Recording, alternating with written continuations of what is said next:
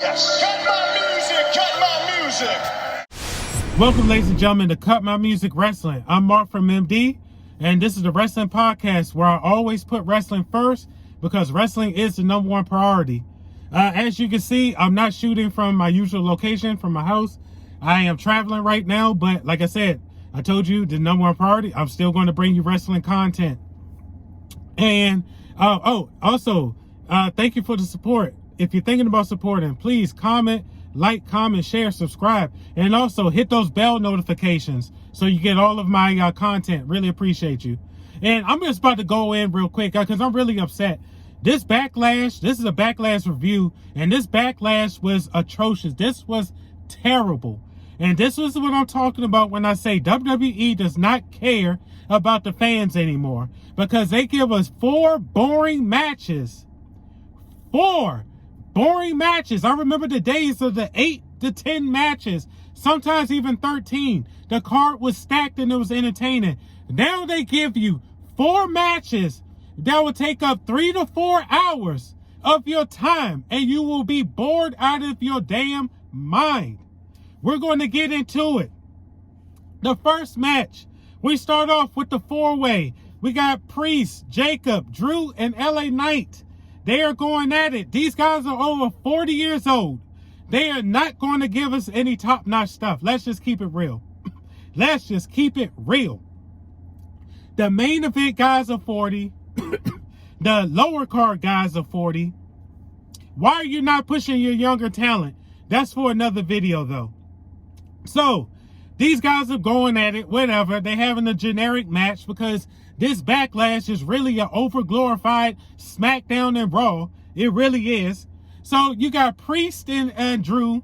They're fighting on top of the scaffold. They're going at it. Priest hits Drew with a South of Heaven through the table. I was like, okay, that looked pretty clean. Yeah, I mean, you got to get that props. That looked pretty clean. That was a good spot. So, obviously, you know, those two are packed up for the night. They're done. So, we go on. We got LA Knight and Jacob Fatu. They're over here. They're fighting by ringside. LA Knight gets Jacob on top of the table. LA Knight is standing on top of the ring. It looks like I guess he's about to do maybe a frog splash or elbow drop. I don't know what the hell he's about to do, but I know he ain't about to do this damn move. I know that for a fact. So here comes Solo. Solo comes and gets Jacob out of the way. I was like, okay, cool. So LA Knight is, of course, pissed off. LA Knight goes and then walks around, and of course he starts following Solo. Out of nowhere, out of the crowd, somebody sits there and clotheslines LA Knight. A massive clothesline. The guy jumps over the barricade. It turns out to be Jeff Cobb. I was like, why do you keep signing these jobbers? Jeff Cobb looks like a fake rhino. He is a generic wrestler. They are not going to do anything with him. He does not have the charisma of Jacob. I'm like, why are you bringing this guy in to join Solo's team? So I guess they're just going to use this guy here as a way to help Solo beat eventually Jacob. Because Solo, I mean, they're eventually going to feud. Let's just keep it real. And Solo needs to win during that feud. Let's keep it real. So I guess this is just going to be his help. So Jeff Cobb comes out. He starts packing up LA Knight. Gets him out of the way. Solo points Jacob into the ring. Was like, there, go get your win. And, you know, Jacob is looking confused. He's like, what's going on here? And so, obviously, you know, this is going to eventually lead to the breakup. So, Jacob gets in the ring. He gets the 1, 2, 3. I was like, pack this up.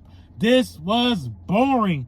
This match was terrible. They had one good spot. And having Jeff Cobb come out is not going to make it any better. That just took negative points off of this match. Pack this up. I was like, what is this? I was done with it. So keep it moving. This next one really, oh my God. Lyra versus Becky. I said, oh my God. I knew they were going to. So Lyra and Becky, they're going at it. They're having a generic trash match. It's not good. So Becky goes eventually and hits Lyra with the bookend and then goes for the pin. Lyra kicks out of the pin. Becky does that. Oh my God. Oh, you know that you know when somebody kicks out, like after you just gave them the worst beating of their life, like you just can't believe they kicked out. I'm like, why are you trying to make Lyra something? Nobody cares about her.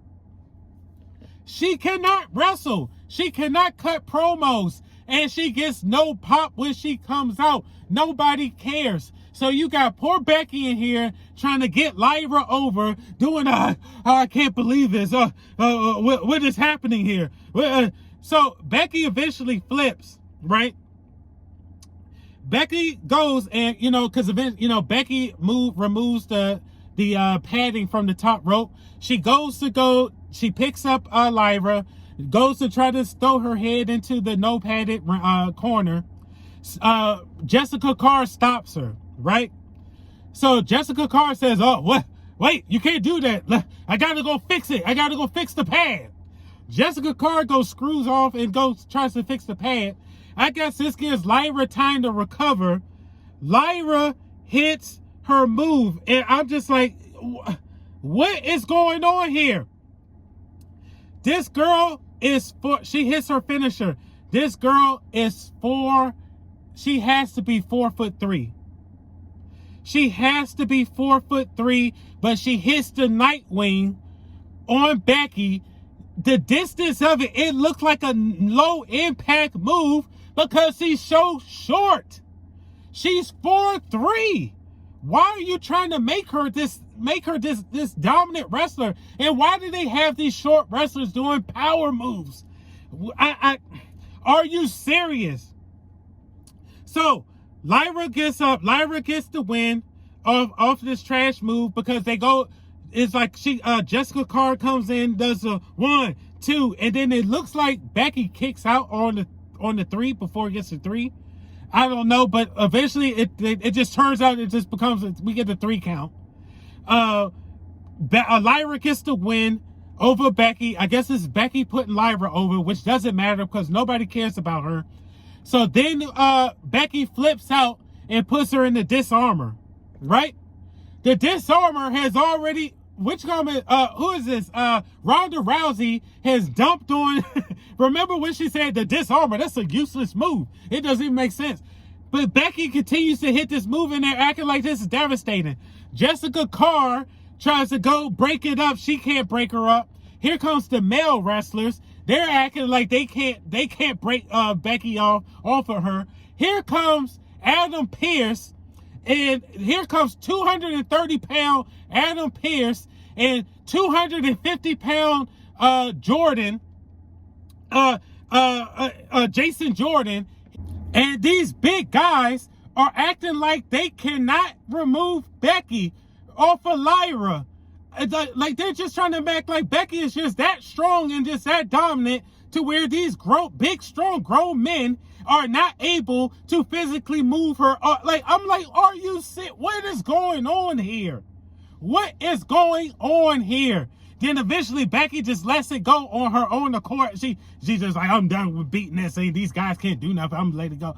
I'm like, what is this? WWE is really upsetting me because this is the product. I grew up watching this stuff. I grew up with these guys, and to see the product go to where it is now, it is frustrating. This is why I get so upset when I'm reviewing this stuff, because I can't believe what they're doing. So next up, we got Dom versus Penta. I was like, oh God, let's see what's going to happen here. This is the randomest match on the card. I do not know why they are feuding. It was just an out of nowhere feud.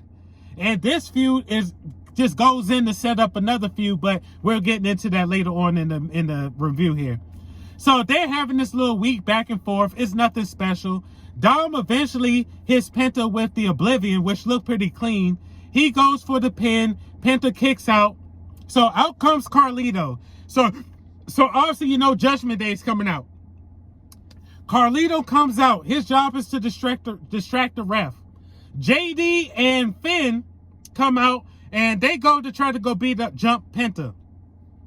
JD picks up Penta and leaves it open for Finn to get the punch on him. Finn says, wait, hold on. I got a better idea. Let me get a chair. So Finn goes and wastes time to go get a chair, comes back with the chair. The ref is done with Carlito. The ref sees what's going on. Everybody's all in shock. They're like, no, we didn't do it. And all of a sudden, the ref says, all right, you're out of here. So he kicks Judgment Day out of here. Judgment Day starts arguing. So Carlito and JD start arguing with Finn. Like, why did you take so long to hit him? So then Michael Cole starts calling it out. So obviously we're setting up, why did it take him so long to do that, right? All right, so we know what's going on here. So they're starting to go off towards the back. Penta goes and does a jump over the rope, over the ref, which was pretty clean. I got to give him the props. Jumps over the rope. He packs up Carlito and JD McDonough. Packs them up. Gets them up out of here. They eventually get back into the ring. Dom is in the ring. Penta hits Dom with this super kick. I was like, this is the most devastating super kick I've seen in a while since Shawn Michaels hit it. Because, you know, usually these people hit these weak-ass super kicks. This looked pretty clean. And Penta's going to the top rope. But out comes Grande Americana. And this was pretty funny because they interfere in the match. But Michael Cole messes up and is like, is that Grande Americana? Is that Chad Gable? And then he goes back, Grande Americana. I love when Cole messes up because it's just funny when he drops it. So Penta gets knocked off the top. That leaves Dom open. Dom comes out. Dom goes up for the top rope. Dom hits the frog splash for the 1, 2, 3. And then what was pretty cool about that was, again, Cole messes up. It calls Grande Americana Chad Gable again, which was pretty funny. And then Wade Barrett calls him out on it. It was like, are you drinking? Have you been drinking, Cole? That's Grande Americana. That's not Chad Gable. That was pretty funny. So obviously, Judgment Day is celebrating on their way back. And you can tell Finn is fake happy for Dom that he got the win. So this is just another way to set up this longer storytelling to keep this crap going even longer, because we already know when these shenanigans like this happens, the champion whatever loses, and then that's the way it goes. But they had Dom retain the belt so they could just keep this crap going even longer. And I just like to have a side note real quick. Can we give Dom some props? Dom has elevated himself from where he first came into WWE to where Dom is today. I got to give him some type of props. This guy, he has evolved himself. His mic skills are getting a little bit better. His wrestling is good. He can get the heat. The crowd can get behind. Like, I don't know. I'm slowly becoming a Dom fan. So don't pack Dom up yet, but pack the rest of Judgment Day up for sure. So we get to the next thing that pissed me off. We get the Pat McAfee versus Gunther. This match was boring. This match put me to sleep. I was in and out. My girl had to wake me up because I was just like, what is going on here? So Gunther is mopping the floor with Pat, right? Okay, so here comes Michael Cole. He comes out to try to encourage Pat. Keep going, Pat. Kid, don't give up. So Pat tries to fight out of the Boston Crab. So he goes to fight out of the Boston Crab. So eventually, Pat gets to the outside of the ropes. Gunther goes and tries to do a suplex back into the ring. Michael Cole grabs Gunther's leg, pulls it as he's doing that. That allows Pat McAfee to fall on top of Gunther. And, Michael Cole's holding down Gunther's foot on the outside and try to get the 1, 2, 3. But he gets the 1, 2, right? Gunther gets up and proceeds to beat up Pat. So he starts choking Pat out. Pat starts pushing through the choke out, like this power through. I'm like, wait, what the hell is going on? Why are they having a competitive match? Why is Pat McAfee having a competitive match with Gunther? It should just be a squash match. They should not be going back and forth with him. This makes no sense. Gunther then puts Pat back into the choke. Then eventually he ends up choking Pat out. Pat passes out. This ending was really what pissed me off about this. Pat recovers. He's standing up, huffing and puffing, staring down Gunther. Gunther is looking at him. All of a sudden, Gunther just gives Pat props. What? Why? Why? Then he gives Cole props. I'm like, what is this? Why is everybody on this piece? Kumbaya. I respect you. I respect what you've done. What is this trash? I was like, why are you giving him props? You just mopped the floor with this. Now we're basically setting up that Pat can legit go against any wrestler in the company. That's basically because you're taking on a former world champ. And then the former world champ is giving you props. And then now we're setting this up that he can do this. Like, come on. This is trash. So we obviously know Pat's going to get a future match again down the road. Man, forget this stuff, man. Pack this trash up. So next up, we go to the main event, Randy versus Cena. I was like, finally, we get some good stuff going. Finally. They're going back and forth. Randy puts Cena through a table. But then the second time Randy puts Cena through a table, he hits him with the AA through the table. The crowd pops. I was like, okay, that would look pretty nice. That was pretty cool. Then they get back in the ring eventually. Cena goes to hit Randy with the belt, but Randy dodges, which then, you know, obviously the ref is behind Randy. Cena takes takes the ref out, okay? Randy goes to pin. Randy hits Cena with the RKO. Randy goes for the pin, but of course, there's no ref. He's knocked out. So out comes the WWE officials. They run out to go check on the ref. What happened to the days of the replacement ref? Where was the replacement ref? Nowhere to be found. He must be sleeping somewhere. He's probably packed up in the back sleep. So then they're all checking on the ref, all the officials. So obviously this is a setup spot.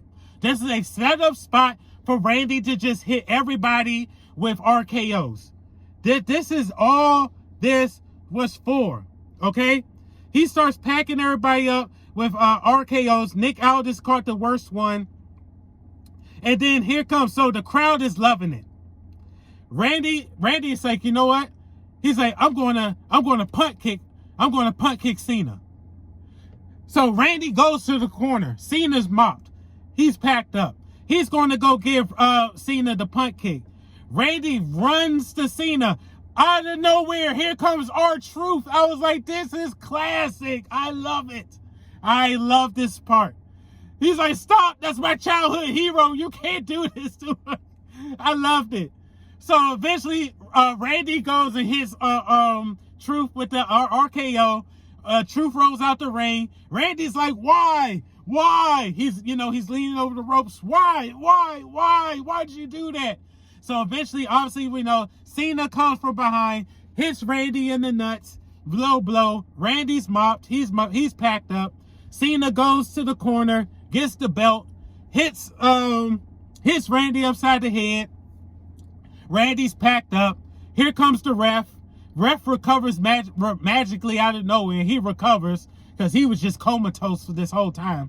He recovers, gets in the ring, counts to 1, 2, 3. Cena gets the win, and that's Backlash. This whole Backlash, this match was the only shining light I loved about Backlash, but the rest of these matches pack it up. The beginning with the four-way match, pack that up. Lyra versus Becky, pack that up. Judgment Day stuff, Bert Penta, pack that up. Gunther, pack it up. This was terrible. All of this stuff is jobber trash. This is glorified Smackdown and Raws that they're giving us, and they expect us to shut up and consume this crap. And I don't even know what to do anymore. I'm gonna just keep exposing this crap, and then hopefully it gets better. But that is the Raw. That is the sorry, I was about to say Raw. I was about to say Raw because it reminded me of a Raw. This is the Backlash review. Terrible show. This is a 3 out of 10. Terrible. And you already know the Raw is going to be trash itself. You already know that's coming. So that's Backlash review. I appreciate you guys for the support. Thank you for tuning into the video. Please like, comment, share, subscribe, hit that bell notification. And I'm going to bring a collision review is coming out later today, so watch out for that. Then the raw review later tomorrow, so keep an eye out for that. But hey, I really appreciate you guys. Thank you for watching. Thank you for the support. And I want you guys to be safe. Peace out. Yes. Cut my music. Cut my music.